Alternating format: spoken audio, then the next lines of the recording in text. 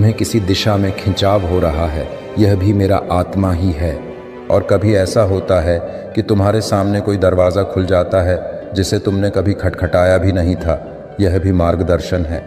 तुम पूछते हो, प्रभु क्या यह वास्तव में तू ही है जो बोल रहा है? हाँ मेरे बच्चे, यदि वह आवाज तुम्हें पवित्रता की ओर ले जाए, प्रेम की ओर ले जाए, शांति की ओर ले जाए, सत्य की ओर ले जाए, वह तुम्हारे भीतर मेरा आत्मा ही बोल रहा है। तुम्हारा मन तुम्हें भ्रम दे सकता है, तुम्हारी भावनाएं तुम्हें भटका सकती हैं, पर मेरी शांति कभी भ्रम नहीं देती। मेरी शांति तुम्हें स्थिर करता है, तुम्हारे बोझ हल्के करता है और तुम्हें एक ऐसे मार्ग पर चलाती है जिसे तुम पहले नहीं देख पाते थे। और जब तुम समर्पण में परिपक्व होने लगते हो, तब तुम्हारे भीतर एक गहरा परिवर्तन होता है।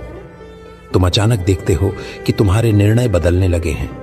पहले जहां तुम तुरंत प्रतिक्रिया देते थे, अब तुम रुककर आत्मा की आवाज़ सुनते हो। पहले जहां तुम अपनी बुद्धि पर निर्भर रहते थे, अब तुम मेरी इच्छा को पूछते हो। पहले जहां तुम अपनी योजनाएं खुद बनाते थे, अब तुम यह कहने लगते हो, प्रभु मैं वही करूंगा जो तू चाहे। यही पूर्ण समर्पण का आरंभ है। समर्पण का फल केवल भीतर नहीं दिखता, बाहर भी दिखता है। तुम्हारे रिश्ते सुधरने लगते हैं क्योंकि पवित्र आत्मा तुम्हारे भीतर प्रेम उत्पन्न करता है। तुम्हारे निर्णय सही होने लगते हैं क्योंकि आत्मा तुम्हें बुद्धि देता है। तुम्हारे डर समाप्त होने लगते हैं क्योंकि आत्मा तुम्हें सामर्थ्य देता है।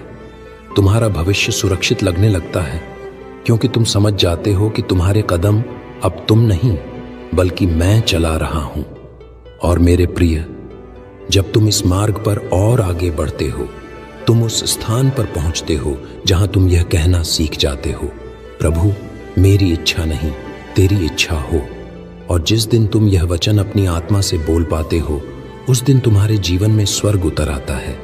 मैं तुम्हें कहता हूं, जो व्यक्ति अपने कदमों को मेरे आत्मा को सौंप देता है, उसका जीवन कभी व्यर्थ नहीं जाता। चाहे परिस्थितियां कितनी भी कठिन क्यों ना हो, उसका मार्ग सुरक्षित होता है।